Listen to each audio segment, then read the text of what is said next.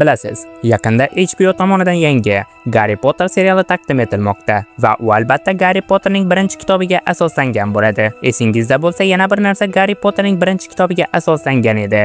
Bu esa albatta Garri Potter va Hikmatlar toshi filmi. Keling, bugungi video davomida o'sha eski filmni tahlil qilish orqali voqealarni qayta eslab olsak. Ha, aytgancha, menda kadr orta jarayonlaridan ham ko'plab ma'lumotlar va siz shu paytgacha sezmay qolgan ko'plab belgilar mavjud. Shunday ekan, siz obuna bo'ling, men esa videoni boshladim.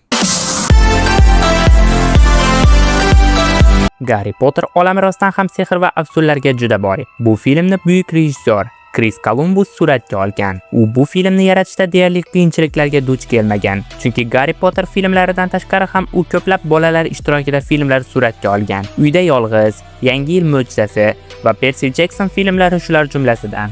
Ochiqini aytsam, men bu filmni serial chiqishidan oldin voqealarni yana bir bor eslab olish uchun, serialni ko'rayotgan paytimizda shunday voqealar bo'lib o'tganmidi deb o'ylab qolmasligimiz uchun aynan Honplay ilovasi orqali ko'rib chiqdim. Sizlarga ham shuni tavsiya qilaman. Ya'ni Garri Potter seriali namoyish etilgunicha ilova orqali filmni tomosha qiling hamda voqealarni yana bir bor eslab oling. Bundan tashqari, Uzuklar hukmdori, Hobbit, Narnia saltanati va yana shunga o'xshash jahonning eng mashhur tarixiy filmlarini eng yuqori sifatda tomosha qilish imkoniyati aynan Honplay ilovasida mavjud. Ilova orqali siz o'zingiz istagan turli xildagi filmlarni, multfilmlarni va multseriallarni topa olasiz. Ilovani esa App Store yoki Play Market orqali yuklab olishingiz mumkin. Endi esa ruxsat bersangiz, filmni to'liq tahlil qilib olsak. Filmning boshlang'ich qismi, ya'ni ochilish sahnasida biz odatiy Warner Bros logosini ko'rishimiz mumkin. Ammo e'tibor bergan bo'lsangiz, unda John Williams kompozitorlik qilgan Garri Potter musiqasi yangraydi. Professor Dumbledore, Professor McGonagall va Hagrid Garri Potterni qo'shtirnoq ichidagi yangi oilasiga olib kelishayotgan bo'ladi va o'sha lahzada chiroqlarni o'chirish uchun Dumbledore o'zining nur yutuvchi va nur qaytaruvchi qurilmasidan foydalanadi. Bilamizki, Garri Potter olamining keyingi filmlarida u aynan shu moslamani Ron Weasleyga qoldiradi. Xullas, ular Garri Potterni xolasining uyida qoldirishadi. Oradan 10 yil o'tdi. Bizning Garri Potter zina ostidagi xonada katta bo'ldi. Unga oila a'zolari xuddi xizmatkorga qaragandek qarashadi va uning atrofida ham oila a'zolarining birgalikda tushgan juda ko'plab rasmlarini ko'rishimiz mumkin. Ammo ularning hech birida Garri Potterning rasmi yo'q va hattoki bu yerda Garry Mellon, ya'ni Dudley personajining yoshlikdagi rasmlarini ham ko'rishimiz mumkin. Ijodkorlar shaxsan Garry Mellonning ota-onasidan uning yoshlikdagi rasmlarini olib kelib berishini iltimos qilishgan. Dudleyning tug'ilgan kuni munosabati bilan ular hayvonot bog'iga yo'lga chiqishadi va Vernon tog'asi Garri Potterdan yo'l davomida umuman hech qanday g'ayrioddiy narsalarni sodir qilmasligini so'raydi. Bundan shuni tushunib olishimiz mumkinki, hayvonot bog'idagi ilon bilan bo'lgan voqeadan tashqari ham u bir necha bor shunga o'xshash tasodifiy afsungarliklarni amalga oshirgan. Keyinchalik Garri Potterga Hogwarts maktabidan juda ko'plab xatlar kelishni boshlaydi, ammo Vernon tog'asi ularni o'qishga bermasdan yoqib yuboradi. Har xil choralar ko'radi, biroq hech biri natija bermasdan xatlar va boyo'g'li qushlari borgan sari ko'payayotganini sezgach, ular hech kim topa olmaydigan dengiz atrofidagi eski uyga ko'chib ketishadi. Ammo baribir Hagrid uni topib keladi va unga Hogwarts xatini hamda tug'ilgan kun tortini shaxsan o'zi sovg'a qiladi.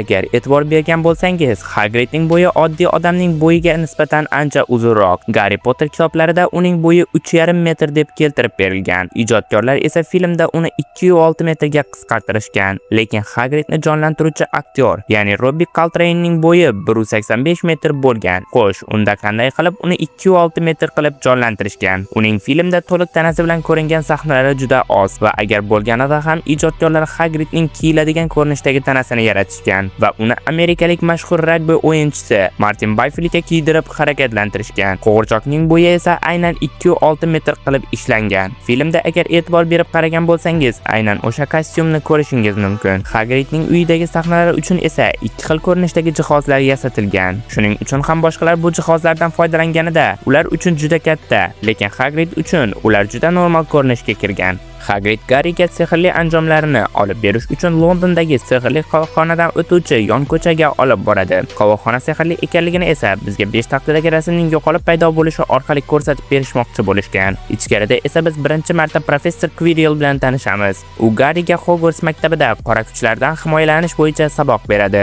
U Garri bilan qo'l berib salomlashishdan bosh tortdi, chunki agar unga teginsa, nima bo'lishini film oxirida biz juda yaxshi ko'rib oldik. Hagrid Garrining pullarini olish uchun Gringotts bankiga olib boradi. U yerda esa asosiy goblinlardan birini o'ynagan aktyor Hogwarts maktabida professorlardan birini rolini ham ijro etgan. U yerda Garri Potterga Lily va James Potter tomonidan qo'yilgan pullarni, aniqrog'i oltin tangalarni olib berishadi va yana bir xonadan Hagrid o'ralgan qandaydir buyumni oladi. Bu esa albatta hikmatlar toshi. Yon ko'chadan Garri Potter yana o'ziga ukki, Voldemortning sehrli tayoqchasini hamda Hogwartsda o'qish uchun boshqa kerakli barcha narsalarni sotib oladi. Keyin Hogwartsga ketadigan 9:04 dan 3-to'xtash joyidagi poyezd orqali Hogwarts tomon yo'l oladi. Poyezd yo'lagida biz Weasleylar oilasi bilan ko'rishamiz. Garri Potter ham poyezdda Ron Weasley va Hermione bilan birga ketadi. Ron akalari o'rgatgan afsun orqali kalamushni, ya'ni Scabbers-ni sariq rangga o'zgartirmoqchi bo'ladi, lekin buni qila olmaydi. Bundan ikkita taxminga kelishimiz mumkin. Birinchisi, akalari unga hazillashish maqsadida yolg'on afsunni o'rgatishgan, yoki ikkinchisi, ya'ni Scabbers aslida kalamush emas, haqiqiy odam bo'lganligi uchun unga afsun ta'sir qilmagan. Hermione Granger esa mana shu yerda Garrining ko'zoynagini to'g'irlash uchun haqiqiy afsundan foydalanadi. U Oculus Reparo sehrini ishlatadi. Oculus Reparo bu afsun lotin tilidan olingan bo'lib, Oculus ko'z, Reparo tuzataman degan ma'noni anglatadi. O'quvchilar Hogwartsga yetib kelishadi. Ularni eshikda professor McGonagall kutib oladi. U bolalarga maktab haqida qisqacha tushuntirish berib o'tadi.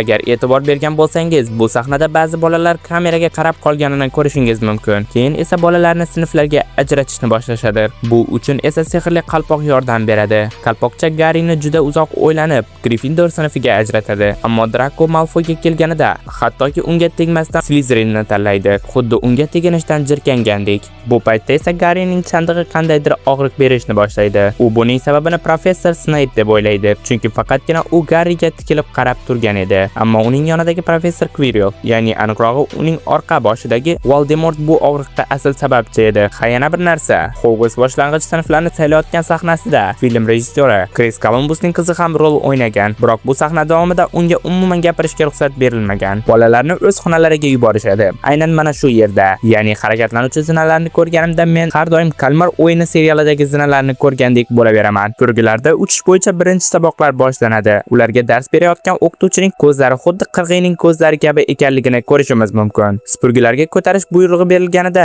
birinchi bo'lib Garriniki, keyin Malfoyniki va keyinchalik oxirlik bilan Ron va Hermionening spurgilari ko'tariladi. Neville spurgisini boshqara olmay qoladi va bilagini sindirib oladi. U eslatuvchi sharigini tushirib qo'yadi. Draco uni olib Garrining jahlini chiqaradi va sharchani uloqtirib yuboradi. Garri uni to'g'ri McGonagallning oynasining oldida ushlab oladi. McGonagall esa uni Gryffindor Quidditch jamoasiga ovchi sifatida qo'shib qo'yadi. Turgida uchish mashg'ulotlari tugatiladi va shundan keyin ham Nevillening plashini haligacha Hogwarts devorlarida osilib qolganligini ko'rishimiz mumkin. Hermione Garri va Ronga Garrini Gryffindor Quidditch jamoasiga olinganligi bekorga emas deb aytadi, chunki uning otasi ham Quidditch o'yinida ovchi bo'lganligini mukofotlar oynasi orqali ko'rsatadi va bu yerda eng qizig'i, boyagi xonim, ya'ni professor McGonagallni ham Quidditch o'yinlarida o'ynaganligini ko'rishimiz mumkin. Ular xonalariga qaytayotganida zina o'z yo'nalishini o'zgartiradi va ular yopiq xonaga duch kelishadi. Hermione Alohomora afsuni orqali eshikni ochadi. Alohomora afsuni G'arbiy Afrikadagi Sidiki shevasidan olingan bo'lib, o'g'rilarga do'stona degan ma'noni anglatadi. Ya'ni bilasiz, o'g'rilar ham qochish yoki to'nab ketish uchun qulflarni buzishadi. Balkim shuning uchundir bu so'z afsun sifatida ishlatilgan. Ular u yerda 3 boshli itga duch kelishadi.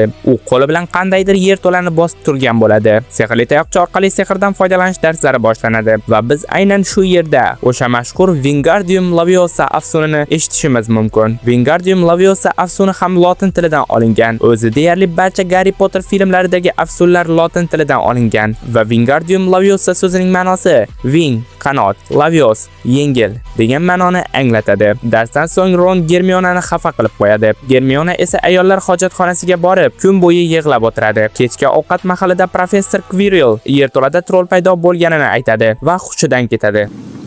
Qo'shinglar!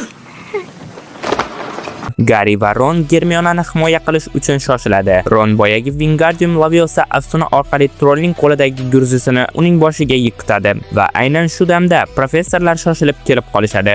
Garri ko'radiki, professor Snape yaralangan. U trollni aynan professor Snape qo'yib yuborgan deb o'ylaydi, lekin biz bilamizki, bu aynan Quirrellning aybi. Quidditch o'yinlari ham boshlanadi. Garriga yangi Nimbus 2000 sovg'a qilishadi. O'yinning o'rtasida Garrining supurgisi kimdir tomonidan sehrlanadi. Bolalar buni yana Snape deb o'ylashadi. Germiona zinalar ostidan borib, Lycarnum Inflammore afsonini o'qiydi. Snape'ning plashi yonishni boshlaydi va haqiqiy afsonni o'qib, Garryning supurgisini sehrlayotgan Quirrell ham bundan cho'chib ketib, purgi yana o'z holiga qaytadi. Lycarnum Inflammore afsoni Lycarna plash Stichian Inflammore yoqmoq degan ma'noni anglatadi. Garry yana o'yinlarga qaytadi va Snitchni og'zi bilan tutib olgan holda yiqiladi. Jamoa esa 150 ball va g'oliblikni qo'lga kiritadi. Hogwartsga yangi yil ham kirib keladi va Garryga kimdir ko'rinmaslik plashini sovg'a qilgan bo'ladi. Garry undan foydalanib sehrli ko'zguni topib oladi. Ko'zgu tepasida nimadir yozilgan. Bu so'zni o'qish albatta imkonsiz agar shu holicha o'qisak, ammo uni ko'zguda ekanligini hisobga olgan holda, ko'zgu ko'rsatgani kabi teskariga aylantirib o'qisak, ingliz tilida nimalarnidir o'qiy olishimiz mumkin. U yerda shunday deb yozilgan: I show you not your face, but your hardest desire. Ya'ni men senga yuzingni emas, qalbingdagi istaklaringni ko'rsataman deb yozilgan. Shuning uchun ham Garry undan foydalanganida o'z ota-onasini ko'radi. Shu bilan endi asosiy voqealar boshlanadi. Garry, Ron va Germiona boyagi 3 kallali it nimani qo'riqlayotgan bo'lsa ham, professor Snape uni o'g'irlamoqchi deb o'ylashadi va o'sha joyga ketishmoqchi bo'lishadi. Ularni yo'lda Neville to'xtatib qolishga harakat qiladi. Germiona Perfecticus Totalus afsoni bilan uni qotirib qo'yadi. Bu so'zning tarjimasi Petra, tosh, Fairy, bo'lmoq, Totalis to'liq, ya'ni to'liq tosh bo'lib qotmoq degan ma'noni anglatadi. Ular kelganida it allaqachon uxlab qolgan ekan. Ular hujraga tushishadi va o'raluvchi chirmoqlarga duch kelishadi. Harakatlanmasdan o'zini bo'sh qo'yish orqali Germiona va Garry qutulib ketishadi. Ammo Ron buni uddalay olmaydi. Shunda yana Germiona Lamus Solem deb Ronni qutqaradi. Lamus nur, Solem quyosh degan ma'nolarni anglatadi. Keyin katta jonli va haqiqiy bo'lgan shaxmat o'yini boshlanadi. Garryning jamoasi g'alaba qozonadi, ammo Ron yaralanadi. Germiona uni yonida qoladi.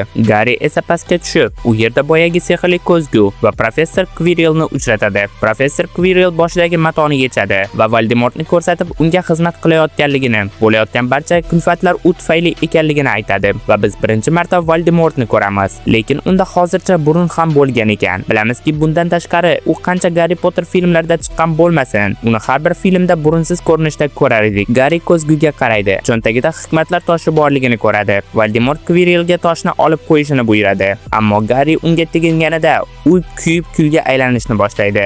Lekin nima gap? Gap shundaki, film boshida bizga Garry chaqaloqlik paytida uning onasi, ya'ni Lily Garryni qutqarish uchun o'z jonini qurbon qiladi va aynan o'shanda Garry nafaqat Lilyning tanasi orqali, balkim qon orqali ham Lily tomonidan Voldemortdan himoyalangan bo'ladi. Ya'ni qachon bo'lmasin Voldemort unga teginganida u bundan qattiq jarohat oladigan bo'lib qoladi. Bilaman. Siz hozir agar bu videoni haligacha ko'rayotgan bo'lsangiz, Voldemort boshqa qismlarda Garryga juda ko'p bora tegingan, lekin unga hech narsa bo'lmagan. Nega unda o'sha qismlarda bunday bo'lmagan deyishingiz mumkin. Agar esingizda bo'lsa, Harry Potterning 4-filmida Voldemortni qayta tiriltirish uchun unga Garryning qonidan foydalanishadi. Men esa boya aytganimdek Lily Potter Garryni himoya qilganida unga himoya afsoni qon orqali o'tgan degan edim. Bu degani Voldemort va Garry endi deyarli bir xil qonga tegishli. Ya'ni Voldemortga ham endi Garrydagi himoya sehri ta'sir qilmaydigan bo'ladi. Xullas, Quirrell va Voldemort yengiladi. Garry va uning jamoasi jasorati tufayli g'alaba qozonadi. Ochkolar hisobida ham Gryffindor oldinga o'tib ketadi va Hogwarts bayroqlari Gryffindor bayroqlariga o'zgaradi. Tan olaman, film juda ajoyib chiqqan. U haqida chiqayotgan serial ham bundan kam bo'lmasligini tilab qolaman. Bilaman, hozir sizlarga filmdagi shunchalik ko'p siz payqamay qolgan belgilarni aytib o'tdimki, siz hoziroq filmni ko'rmasam bo'lmaydi dedingiz. Bu borada esa Homeplay ilovasi sizlarga yordam beradi. Chunki aynan Homeplay ilovasida siz Harry Potter filmlarini eng yuqori sifatda tomosha qilishingiz mumkin. Videoga like bosib, kanalimizga obuna bo'lib qo'yishni unutmang.